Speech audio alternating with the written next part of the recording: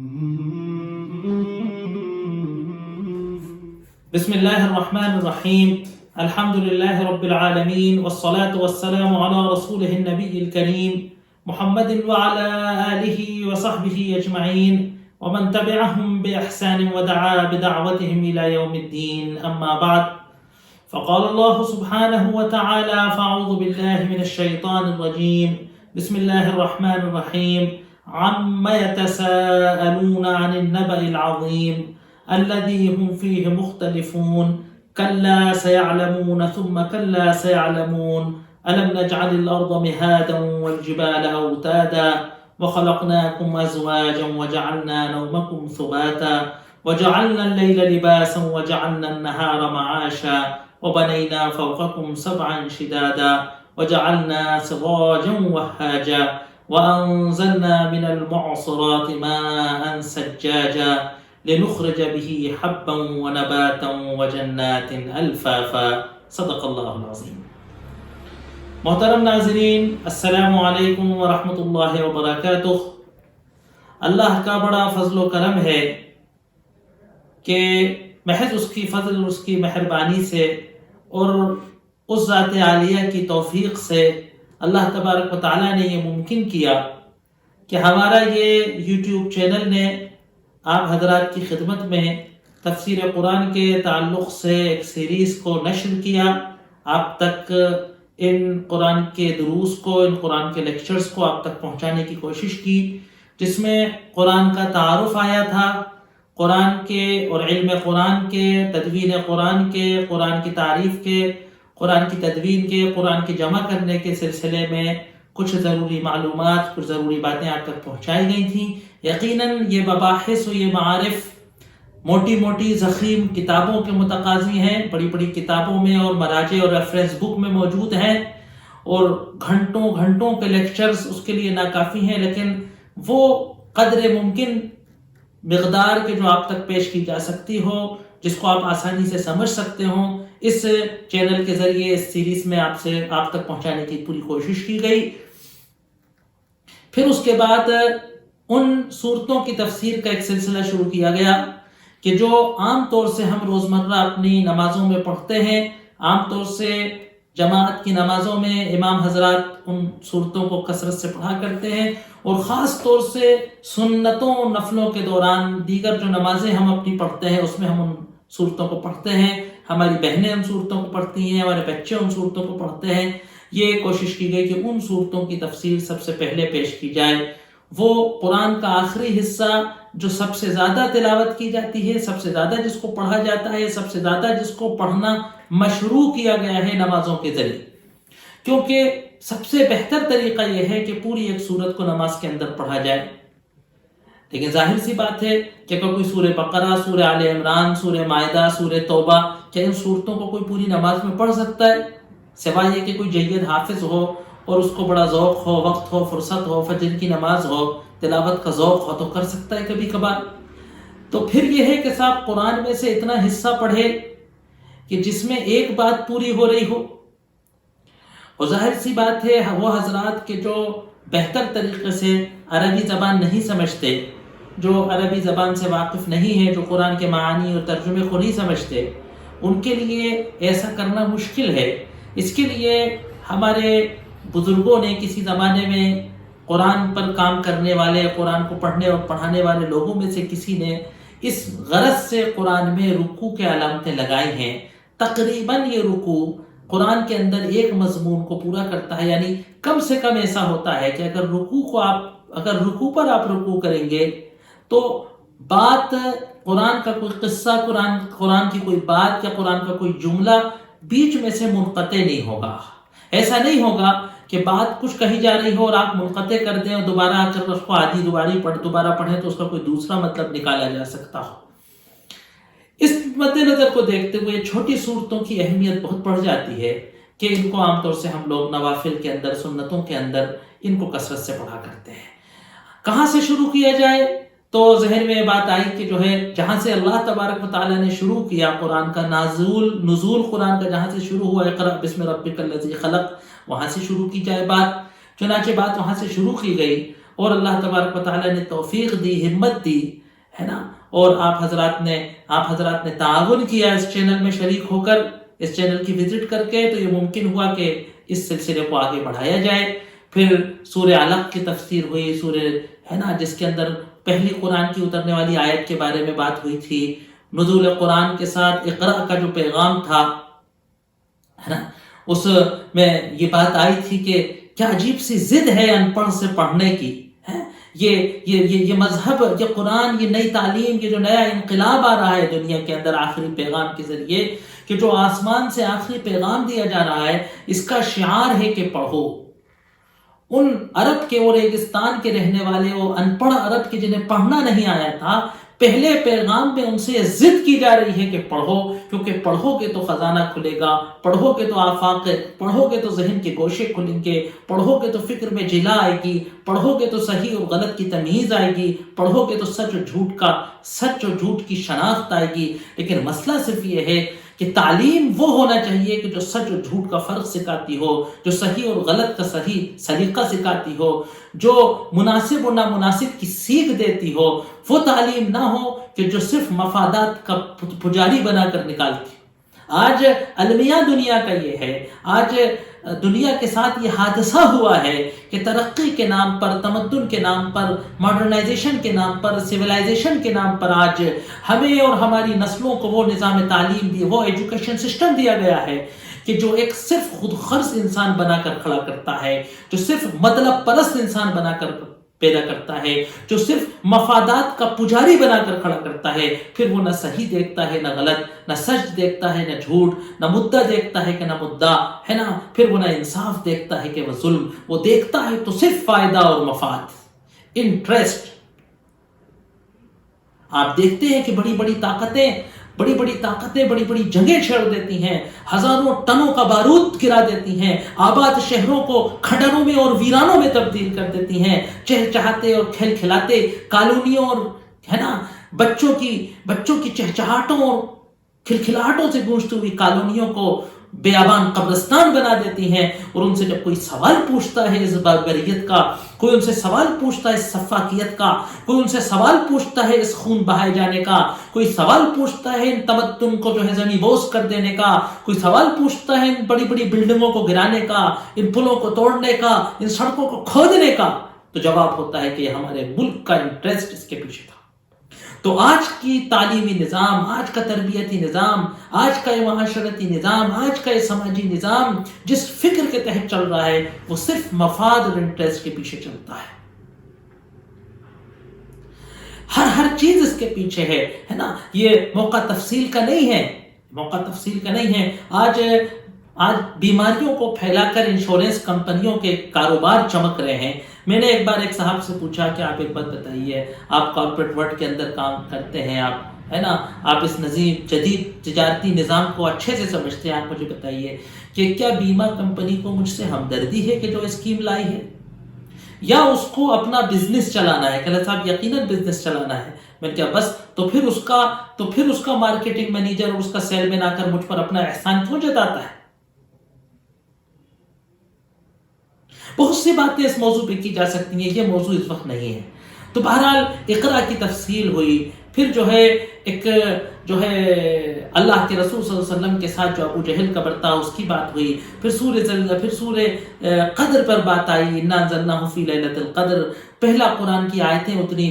پھر اس رات کے بارے میں گفتگو ہوئی جس میں قرآن نازل ہوا، پھر قرآن کے مقصد نزول کی بات ہوئی کہ تمام اہل کتاب اور مشرک قومیں شرک و کفر میں مبتلا تھے، گمراہی پر مبتلا تھے، اس وقت تک ان کا گمراہی سے نکلنا ممکن نہیں تھا کہ جب تک اللہ بینہ نہ پیش کرتے۔ سورہ بینہ کے اندر لم یکن الذین کفروا من اہل الکتاب والمشرکین میں بتایا گیا کہ بینہ آیا، اور بینہ کیا ہے؟ رسول من اللہ یتلو صحفا مطہرۃ فیہا کتب قیمہ، کہ اللہ کی طرف سے ایک رسول آتا ہے، ایک قاصد آتا ہے، ایک پیغمبر آتا ہے، اور وہ صحف مطہرہ پاکیزہ کتابوں کو پڑھ کر سناتا ہے، ان پر عمل کرنا سکھاتا ہے، ان کی دعوت دے کر ہم کو جاتا ہے۔ پھر اس کے بعد گفتگو اس عظیم دن کے تعلق سے ہوئی جس کو قیامت کا دن کہا جاتا ہے، کیونکہ آخرت کا عقیدہ آخرت کا استحضار ہی انسان کے عقیدے کو درست رکھ سکتا ہے، انسان کے عمل کو درست رکھ سکتا ہے، انسان کے کردار کو درست رکھ سکتا ہے۔ چنانچہ سورہ زلزلہ کے اندر اس کی تصویر کشی آئی، سورہ عادیات کے اندر اس کا مقصد آیا، ہے نا، کہ ایک ذرہ اچھائی ہوگی تو نظر آ جائے گی، ایک ذرہ برائی ہوگی تو نظر آ جائے گی۔ سورہ عادیات کے اندر کہا گیا کہ اللہ اس آقا کے دربار میں تمہیں حاضری دینی ہے، اس آقا کے دربار میں اپنے کیے کرائی کا لیکھا جھوکا پیش کرنا ہے، اپنا چارج شیٹ تمہاری اس عدالت میں پیش ہونی ہے کہ جو ما فی الصدور دلوں کے حالات کو جان لیتا ہے، اور اس سے فرار ہونے کی کوئی ترکیب نہیں ہے، کیونکہ وہ قبروں کے اندر زمین کی تہ سے انسان کو نکال لاتا ہے۔ اس کے بعد سورہ قاریہ کے اندر یہ بتایا گیا کہ اچھائی کا بدلہ خوشگوار زندگی سے ملے گا، وہ برائی کا بدلہ، ہے نا، آگ کی جہنم کی وادی کی گود میں جا کر ملے گا، ہے نا۔ الہاکم التکاثر کے اندر اس کی تصویر کشی کی گئی۔ پھر سورہ عصر کے اندر ایک بہت بڑی پیغام دیا گیا کہ مقصد زندگی کیا ہے، وہ نسخہ بتایا گیا کہ العصر الانسان لفی خسر، زمانے کی قسم کھائی گئی، زمانے کی اہمیت بتائی گئی، یہ اس افراد امت کو بتائی گئی کہ جب تک ہم وقت کی قدردانی نہیں کریں گے اور زمانے کو ہلاکت نہیں سمجھیں گے، جب تک کہ جو ہے ایک 3 نسخہ بتایا گیا کہ ایمان، عمل صالح، تواصی بالحق و تواصی بالصبر۔ ایمان، نیک کردار، عمل اور حق کی وصیت، حق کے پیغمبر بننا ہے، حق کا داعی بننا ہے، اور صبر کا دامن تھامنا ہے۔ اس کے بعد پھر ایک تسلسل شروع ہوا، کچھ صورتیں آئیں، پھر ایک ویل لکل ہمزہ کے اندر ایک کردار بیان کیا گیا، اور ارائیت الذی یکذب بالدین، یہ 2 صورتیں ایک جیسی تھیں، حالانکہ ترتیب میں نہیں تھیں۔ ان کے اندر جو اللہ تبارک و تعالیٰ نے وہ کردار بتایا کہ جو انسان کو کفر پر مبتلا کرتا ہے اور آخرت پر یقین، آخرت کا منکر بناتا ہے، اور پھر پوری زندگی کی بے روح روی، پوری اخلاق کی بے روح روی، پورے عمل کی بے روح روی، پورے عقیدے کی بے روح روی آخرت کے یقین کے کم ہونے سے یا آخرت کے انکار سے، ہے نا۔ اور یہ کہاں سے ہوتی ہے؟ مال کی محبت سے، ویل لکل ہمزۃ لمزۃ الذی جمع مالا وعددا، ایک اخلاقی برائی کہ انسان کا دوسروں کے عیوب کو جاننے والا، بد کردار ہونا، بد زبان ہونا، بد مزاج ہونا، دوسروں کی برائیاں ٹٹولنا، غیبت کرنا، چغلی کرنا، اور مال کی محبت کے پیسے کو گن گن کر رکھنا۔ اور پھر ادھر بتایا گیا کہ ارائیت الذی یکذب بالدین فذلک الذی یدع الیتیم، غریبوں اور مجبوروں، یتیموں اور معذوروں کی ناقدری کرنا، ان پہ بربریت کرنا، ہے نا۔ فویل للمصلین الذین هم عن صلاتهم ساہون، اور ریاکاری اور دکھلاوا، اور پھر وہ بخل، تنگی دل کی تنگی کہ جو مال کی محبت کا ایک لازمی نتیجہ ہے۔ پھر اس سے پہلے بیچ میں آئی سورہ فیل اور سورہ قریش کے اندر قریش کی تاریخ بتائی گئی، قریش کو جو ہے اللہ کی ان نعمتوں کی طرف اشارہ کیا گیا۔ یہاں پر ہم نے بڑی تفصیل سے گفتگو کی تھی قریش کے اس تجارتی نظام کی، اور اس پورے جو قریش جو انٹرنیشنل تجارت کی جو کڑی تھی قریش کی، اس کے بارے میں کہا گیا تھا۔ اس کے بارے میں جو ہے سورہ بدر کے تعلق سے رمضان کی سیریز کے اندر ایک لیکچر تھا، اس کا بھی حوالہ ہم نے دیا تھا ہمارے اس یوٹیوب چینل پر، اس کی ویڈیو بھی موجود ہے۔ اس کے بعد پھر یہاں گفتگو ہوئی تھی سورہ کوثر کے تعلق سے، جو خاص طور سے اللہ کے رسول صلی اللہ علیہ وسلم کے انعامات اور ان کے مقام کو بتانے والی صورت ہے۔ حوض کوثر کی تفصیلات اس میں بتائی گئی تھیں، اور پھر جو ہے 2 صورتیں تھیں، قل یا ایھا الکافرون، وہ 2 صورتیں تھیں، اذا جاء نصر اللہ والفتح اور تبت یدا ابی لہب وتب۔ ان دونوں صورتوں کے اندر بات آئی تھی، ایک کے اندر فتح مکہ کے تعلق سے بات آئی تھی، اور فتح کے آداب جو ہیں کہ جب اللہ فتح کرتا ہے تو ہمارا مزاج کیا ہونا چاہیے، فتح مکہ کی کیا تاریخ تھی، کس طریقے سے فتح مکہ ہوا، فتح مکہ کے کیا اسباب تھے، اس پر گفتگو ہوئی تھی۔ اور ایک سورت جو سورہ لہب تھی، جو سورہ تبت یدا ابی لہب و تب تھی، اس کے اندر اس کردار کے، اس شخصیت کے بارے میں بات ہوئی تھی کہ جو اللہ کے رسول صلی اللہ علیہ وسلم اور داعی حق سے دشمنی کرنے میں اور حق کی آواز دبانے میں ایک سمبل تھا۔ اللہ تبارک و تعالیٰ نے اس کے لقب کو ابو لہب کے بتا کر جو ہے اس بات کی طرف اشارہ کیا کہ کس طریقے سے جو ہے وہ قرآن نے اس کو، کس طریقے سے قرآن نے اس کی جو ہے برائی کی اور وہ امر ہوئی۔ پھر یہاں گفتگو ہوئی، 4 وہ اہم ترین صورتیں تھیں کہ جن کے ورد کے تعلق سے بہت سی باتیں آتی ہیں، ان کے فضائل کے تعلق سے بہت سی باتیں آتی ہیں۔ وہ قرآن انتہائی قرآن ہے، پاک قرآن ہے، اور وہ ورد جیسی آیتیں ہیں کہ جو ہمارے سلوگن جیسی آیتیں ہیں کہ جیسے ہم نے بتایا تھا کہ کوئی انجمن ہوتی ہے، کوئی تحریک ہوتی ہے، کوئی موومنٹ ہوتا ہے نا، کوئی چھوٹے چھوٹے بچوں کو روزانہ اسکول میں قومی ترانہ پڑھایا جاتا ہے، کوئی جماعت ہوتی ہے تو اپنے ہر پروگرام سے پہلے اپنے جو ہے ترانے کو پڑھتی ہے تاکہ اس کے ممبروں کے اندر اس کے عقیدے کی، اس کے نظریے کی روح رواں ہو جائے، جوش ان کے اندر ایک دم چل جائے۔ تو یہ قل یا ایھا الکافرون، قل ھو اللہ احد، اور قل اعوذ برب الفلق، اور قل اعوذ برب الناس، جس کو ہم چاروں قل کہتے ہیں، ان کے بارے میں بہت سارے فضائل آتے ہیں، ان کے بارے میں گفتگو ہوئی۔ قل یا ایھا الکافرون برات کی صورت تھی جو ہمیں شرک سے برات کرتی ہے، ہمیں شرک سے لا تعلق ثابت کرتی ہے کہ ہم شرک نہیں کریں گے کبھی۔ سورہ اخلاص اللہ تبارک و تعالیٰ کا انٹروڈکشن ہے، توحید کے بنیادی اصولوں کو اس کے اندر مکمل بیان کر دیا گیا ہے۔ اور قل اعوذ برب الفلق اور قل اعوذ برب الناس، اللہ تبارک و تعالیٰ سے دعا ہے کہ وہ ہم کو شیاطین سے اور مختلف قسم کی شرور سے اور برائیوں سے ہماری حفاظت کرے، تحفظ ہے، پناہ کی صورتیں ہیں۔ اس طریقے سے قرآن کے اس حصے پر ہم نے گفتگو کرنے کی کوشش کی اللہ تبارک و تعالیٰ کی توفیق سے۔ اب ذہن میں یہ بات آئی تھی کہ جو ہے چند وہ صورتیں کہ جو نمازوں میں بھی پڑھی جاتی ہیں، اور آخری جو پارہ ہے عامہ پارہ، اس کی بڑی اہمیت ہے، بچوں کو بھی یہ سب سے پہلے پڑھایا جاتا ہے، اشرف القواعد کے بعد، نورانی قاعدے کے بعد، ہے نا، تو قاعدے کے بعد سب سے پہلے بچوں کو یہ پڑھایا جاتا ہے، اور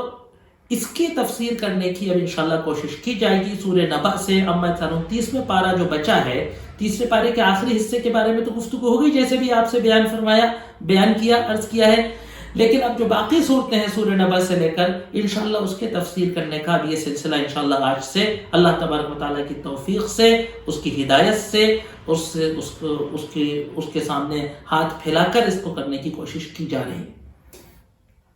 یہاں پر ایک بات قابل ذکر ہے، ایک واقعہ ہے۔ جب ہم نے پہلے بار اپنی تفسیر کا آغاز کیا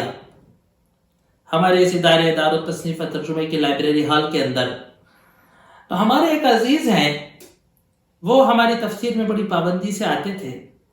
اور یہ واقعہ میں صرف جو ہے آپ کو انکریج کرنے کے لیے ایک بات ذہن میں ڈالنے کے لیے کر رہا ہوں۔ تو انہوں نے کیا کیا کہ جب ہم نے تفسیر شروع کری تو انہوں نے ایک دن آیا اور کہا کہ حضرت میاں، میں نے ایک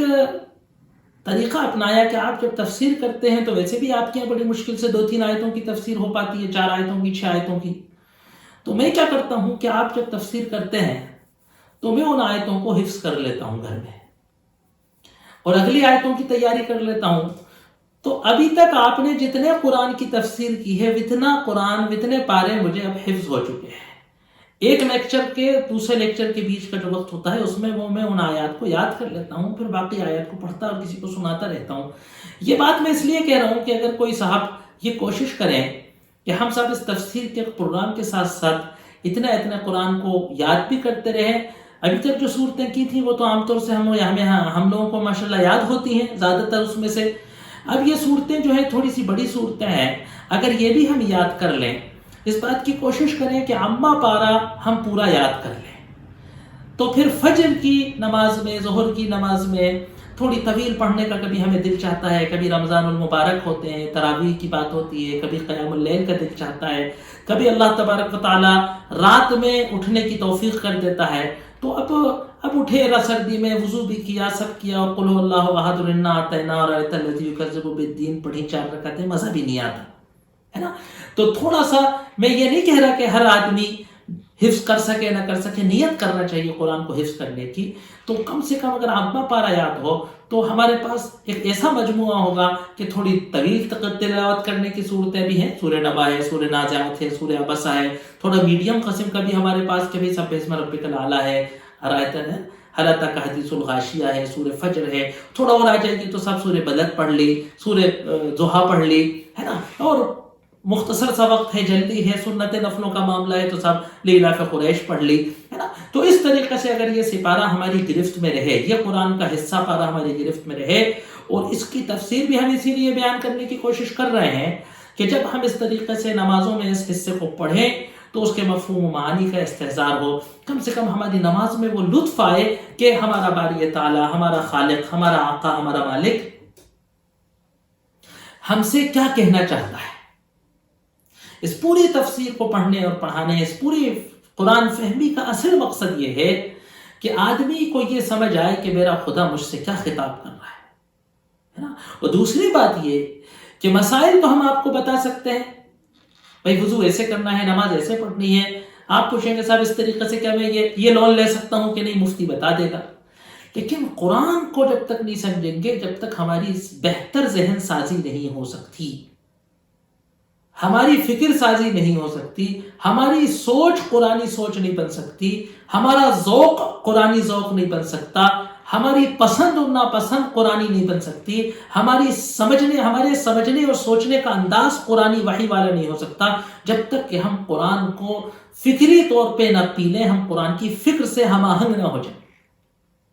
اور بس یہی کمال ہے کہ ہمارا ذوق قرآنی ہو جائے، ہماری نگاہ قرآنی ہو جائے، ہماری سمجھ قرآنی ہو جائے، ہماری چاہ قرآنی ہو جائے، ہماری پسند اور ناپسند قرآن کے مطابق ہو جائے. یہی مطلوب ہے. صحابہ کرام رضوان اللہ علیہم اجمعین کی زندگیوں میں جو انقلاب آیا تھا وہ اسی لیے آیا تھا کہ قرآن نے ان کے اندر فکری انقلاب پیدا کر دیا تھا. قرآنی انقلاب، ان کی فکر قرآنی فکر ہو گئی. سورہ نبا کے تعلق سے انشاءاللہ گفتگو کی جا رہی ہے. 30ویں پارے کے آغاز میں یہ سورہ نبا ہے جو عما یتساءلون عن النبأ العظیم ہے. اس کی پہلی آیت جو نبا ہے، نبا عظیم آیا ہے، اس پر اس سورت کا نام سورہ نبا ہے. بعض لوگ سورہ عما بھی کہتے ہیں اس کے پہلے لفظ عما یتساءلون کے بارے میں، کیونکہ جو ہے پھر اس کو کہا بھی جاتا ہے جزء عما، یعنی عما پارہ، آخری پارہ. جیسا کہ آپ جانتے ہیں کہ یہ مکی صورت ہے، بلکہ اس پارے کا تمام تر جو حصہ ہے، زیادہ تر جو حصہ ہے، سوائے چند ان صورتوں کے کہ جن کے بارے میں گفتگو ہو چکی، سورہ بینہ کے تعلق سے ہے، سورہ اذا جاء نصر اللہ کے تعلق سے ہے، سورہ کوثر کے تعلق سے ہے نا، سورہ معوذتین کے تعلق سے چند صورتوں کے بارے میں بحث ہے کہ وہ مکی ہے کہ مدنی ہے نا. اور سوائے اذا جاء نصر اللہ والفتح کہ وہ مکی مدنی ہے تحقیق میں اتفاق رائے سے. تو چند صورتوں کے بارے میں صرف گفتگو ہے، ورنہ پورا پارہ جو ہے وہ بلکہ سورہ قاف سے لے کے سورہ ملک سے لے کر یہ پورا 29واں اور 30واں پارہ جو ہے یہ اصول تو یہ کہہ رہا تھا کہ ہم سورہ ملک سے شروع کرتے ہیں، لیکن ہم نے سوچا کہ پہلے 30ویں پارے کو کر دیا جائے، پھر وہ بات پوری ادھر سے تفصیل سے منزل سے انشاءاللہ اللہ نے توفیق دی تو کر لیں گے. تو یہ پورا مکی قرآن کا تسلسل ہے. اور مکی قرآن میں سے بھی یہ وہ حصہ ہے کہ جو ابتدائی وحی کے زمانے میں نازل ہوا تھا. یعنی عجیب بات ہے کہ جو حصہ قرآن کا اللہ کے رسول صلی اللہ علیہ وسلم کی بعثت کے پہلے دور میں نازل ہوا ہے،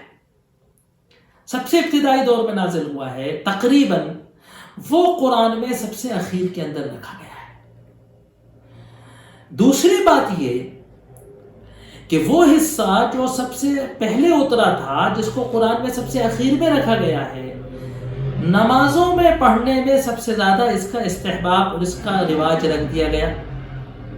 چنانچہ اللہ کے رسول صلی اللہ علیہ وسلم بھی اسی کو نمازوں میں سب سے زیادہ امامت کے دوران پڑھا کرتے تھے. سارا قرآن پڑھا کرتے تھے لیکن اس کو پڑھا کرتے تھے زیادہ تر دوسروں کے مقابلے. یہ سمجھ آنا، غور کیا جب ان صورتوں کے مفہوم پر اگر غور کیا جائے تو یہ بات سمجھ آئے گی کہ یہ وہ صورتیں ہیں کہ جو انسان کی ذہن سازی اور فکر سازی کرتی ہے. معلومات جاننا، علم جان لینا، مسائل جان لینا بات کی بات ہے، یہ آسان کام ہے. اصل کام ہے ذہن سازی کرنا، فکر سازی کرنا. اور ذہن سازی اور فکر سازی چاہتی ہے منصوبہ بند، ہے نا، منصوبہ بند، پابندی کے ساتھ، سیریز کے ساتھ کوئی کام. میں اکثر طلبہ سے، ہمارے جو متعلق حضرات ہیں، ہم سے جو استفادہ کرنا چاہتے ہیں، ان سے کہتے ہیں کہ دیکھیے، ایک تقریر سے یا ایک لیکچر سے کوئی ذہن سازی نہیں ہوتی. ایک تقریر یا ایک لیکچر یا 2 لیکچر یا 4 لیکچر یا 4 تقریر سے تو آپ کو صرف اتنا سمجھ آ سکتا ہے کہ اس لیکچرر کی، اس خطیب کی ذہنیت و فکر کیا ہے. لیکن آپ اپنی فکر سازی چاہتے ہیں، اگر آپ اپنی فکر سازی چاہتے ہیں تو پھر مسلسل تسلسل کے ساتھ کسی نظام میں، تسلسل کے ساتھ کسی سیریز میں شریک ہو کر، تواتر کے ساتھ جب آپ قرآن کے ساتھ چلیں گے اور جز بجز، موقع بموقع قرآن کی فکر سے اپنے آپ کو ہم آہنگ کرتے جائیں گے، تب آپ کے اندر ایک عرصہ گزرنے کے بعد وہ ذوق پیدا ہوگا کہ جس کو کہتے ہیں قرآنی فکر سے ہم آہنگ ہونا. یہ کوئی اسٹڈی نہیں ہے کہ چند اصول و ضوابط نمبر وار آپ کے سامنے رکھ دیے جائیں اور آپ اس سے استفادہ کر لیں. یہ ہے اندر کے طرف کچھ جانا، دل کے اندر اور دماغ کے اندر سوچنے اور محسوس کرنے کو بدلنا. ہر انسان کا ایک شاکلہ ہے، قرآن نے جس لفظ کو شاکلہ استعمال کیا ہے، ہماری ایک کلچرل کنڈیشنز ہوتی ہیں جس کی بنیاد پہ ہماری ایک سوچ بنتی ہے. ایک سوچنے کا ڈھانچہ بنتا ہے اور ایک محسوس کرنے کا ڈھانچہ بنتا ہے. اور اس سوچ کے نتیجے میں، ہے نا، اس سوچ کے نتیجے میں ہمارا ایٹیٹیوڈ بنتا ہے، ہمارا برتاؤ بنتا ہے، ہمارا برتاؤ بنتا ہے. اور یہ برتاؤ پھر ہماری عادتیں بناتا ہے. تو برتاؤ کیا ہے نا، یہ جو ہمارا ایٹیٹیوڈ ہے یہ ہمارا عمل ہے نا. تو ہمارے عمل کے پیچھے ہمارا ایٹیٹیوڈ ہوتا ہے اور ہمارے ایٹیٹیوڈ کے پیچھے ہماری سوچ ہوتی ہے. تو تبدیلی یہاں آنا چاہیے کہ ہمارا دماغ سوچتا کس طرح ہے اور ہمارا دل محسوس کس طرح کرتا ہے. پھر جا کر ہمارے عمل پر ہم غلطی کیا کرتے ہیں کہ ہم عمل کا اصلاح کرتے ہیں اور ہمارا ذہن، ہماری سوچ وہی رہتی ہے. تو ہم دوہرے کردار کے شکار ہو جاتے ہیں. ہم فکری اعتبار سے کسی اور انداز کے ہوتے ہیں اور عملی اعتبار سے ہم کسی اور انداز کے ہوتے ہیں. ہماری فکر اور عمل کے اندر ہم آہنگی ہونی چاہیے. اسی فکر و عمل کے، ہے نا، اسی فکر و عمل کے اختلاف کو قرآن نے جا بجا لفظ نفاق سے بیان کیا ہے کہ جو آدمی اللہ کے لیے نماز نہیں پڑھتا لیکن مسجد میں کھڑے ہو کر نماز پڑھتا ہے، اس کو قرآن نے منافق کہا ہے. تو فکر و عمل کے اس اختلاف کو، فکر و عمل کے تضاد کو قرآن نفاق کہتا ہے اگر آپ گہرائی سے غور کریں. لہٰذا اصل تبدیلی فکر کی ہونا چاہیے. فکر کے نتیجے میں جو تبدیلی ہمارے برتاؤ میں اور ہمارے عمل میں آئے گی وہ حقیقی اسلام کا پیغام ہو. تو لہٰذا یہ وہ صورتیں ہیں کہ جو ہماری ذہن سازی اور فکر سازی میں کام ہے. اور ہماری فکر سازی کے لیے سب سے بڑا عنصر کیا ہے جو ان صورتوں کے اندر اجاگر کیا گیا ہے کہ آخرت کا احساس بیدار ہو. آخرت کا، ہے نا، آخرت کے ایمان ہمارا اتنا قوی ہو کہ ہمیں ہر لمحہ اس بات کا یقین رہے، ہر لمحہ اس بات کے اس یقین کا استحضار رہے کہ قیامت یقینی چیز ہے. پوری زندگی میں یہ بات پیش نظر رہے کہ ہمیں مرنا ہے اور مر کر اللہ کی طرف جانا ہے. آج کی تہذیب حاضر یہ احساس دلاتی ہے کہ بھئی دیکھو جب مریں گے جب کی جب دیکھی جائے گی. قرآن یہ سمجھانا چاہتا ہے کہ دیکھو زندگی کے ہر لمحے میں پیش نظر یہ رہنا چاہیے کہ مجھے مرنا ہے، مرنا اصل ہے، اور مرنے کے بعد اللہ کے حضور کھڑے ہونا ہے. کہیں اللہ تبارک و تعالیٰ ان صورتوں میں اللہ کی قدرت کو بتاتا ہے کہ وہ آخرت لانے پر قادر ہے، کہیں اللہ آخرت کے ممکن قیامت کے وقوع پذیر ہونے کے ممکن ہونے پر گفتگو کرتا ہے، کہیں قرآن اس قیامت کے منظر کشی کو بیان کرتا ہے، کہیں قرآن قیامت کے اس حساب و کتاب کو بیان کرتا ہے، اس جزا و سزا کو بیان کرتا ہے، ایسی تصویر کشی کرتا ہے کہ ہمیں اس کے ہونے کا یقین ہو جائے۔ جہنم اور اس کی سزاؤں کا ذکر ہوتا ہے، جنت اور اس کی نعمتوں کا ذکر ہوتا ہے، پھر جنتیوں کے اوصاف کا ذکر ہوتا ہے، جہنمیوں کے اوصاف کا ذکر ہوتا ہے۔ یعنی پوری گفتگو اس بات کی ہے کہ ساری زندگی یہ بات ملحوظ نظر رہے کہ قیامت آنی ہے اور مرنا ہے۔ یہ وہ نقطہ ہے، یہ وہ مرکز ہے، یہ وہ محور ہے، یہ وہ گھرری ہے، یہ وہ میل کا پتھر ہے کہ جس کے پیچھے ایک مومن کی پوری فکر کی، پوری عمل کی، پوری کارکردگی کی، پوری زندگی کی چکری جس محور پر گھومتی ہے، جس میل پر گھومتی ہے، جس پوائنٹ پر گھومتی ہے، وہ یہ ہے کہ ہمارا آخری معاملہ کیا ہے کہ ہم اللہ کے غلام ہیں، لوٹ کر ہمیں اللہ کے پاس جانا ہے، قیامت کے دن اس بات کا حساب دینا ہے۔ یہاں سے انہی صورتوں کا تسلسل چل رہا ہے، چاہے سورہ نبا ہو، چاہے سورہ نازعات ہو، چاہے وہ سورہ عبسہ ہو، چاہے وہ سورہ مطففین ہو، ایک طویل سلسلہ چل رہا ہے ایک جیسی صورتوں کا۔ ایک انداز ہے کہ ہمارے دل و دماغ پر ایک چوٹ مارنی ہے کہ جیسے کسی پتھر پر بوند گرتے گرتے اس کے اندر کریک پیدا کر۔